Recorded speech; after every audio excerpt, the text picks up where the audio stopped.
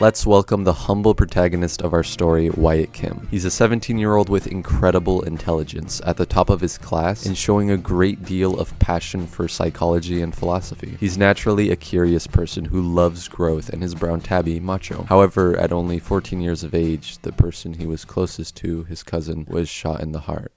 This event completely changed Wyatt's world, and he became unable to love fully, always wondering if building another relationship would be worth it, or if it would all turn to dust again. For a quick-witted genius who could solve so much, healing from loss seemed to be the only thing he couldn't figure out.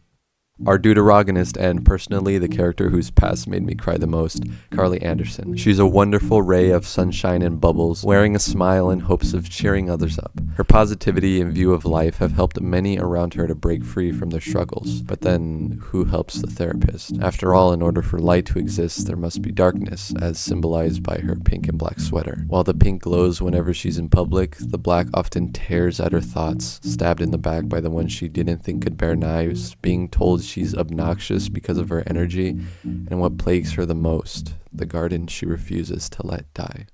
Chase Blake, but regularly known as Blaze for his explosive and abrasive personality. He's the CEO of a mechanic shop called Cold Wheels, and it's a thrill for him. Shiny cars, booming engines, smoke, oil, and chains define this guy. He's also an amazing player on the football team, with a chiseled body that refuses to let you look over his shoulders. But there's more layers behind his layered clothing. A confident champ? Sure. No self-control? Often. A heart of gold behind all that black he wears?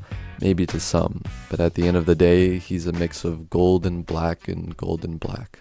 Amber Taylor, but also has a nickname, Hazel. She has the strongest sense of humor out of the previous characters and often searches for relatability. Despite her sometimes blunt or sarcastic jokes, especially at her boyfriend Blaze, she's the biggest peacekeeper, always weighing her words before speaking and ensuring everyone is comfortable. However, because her parents made her participate in beauty pageants at such a young age, all the way until now, she finds it difficult to understand when others are being genuine.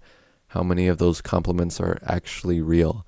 How many of the people I know are actually people, not fakers? Is anything really real at all? And we can't forget the blunt robot Hamilton, the uncalled for jukebox of quips and harsh truths. I swear, you can insult this guy as much as you want, but he will always have 10 comeback cards up his sleeve. All he's got to do is flip out his favorite card and slap it across your face. Despite his sometimes sour behavior, the harsh truths and life lessons speak miles about what he's experienced. He's a talented observer, able to decipher someone's personality like no other character on this list. The antagonist of this novel is my favorite because she's the most well-written character I've ever created so far, but Hamilton makes numbers on a different category of favorites because of how flawlessly he can switch the power of an argument to his liking with truth and just a hint of saltiness. Okay, maybe not a hint, let's be honest, he dropped the entire salt shaker. Now that you have met our main characters, see them in Transported, coming late May or something.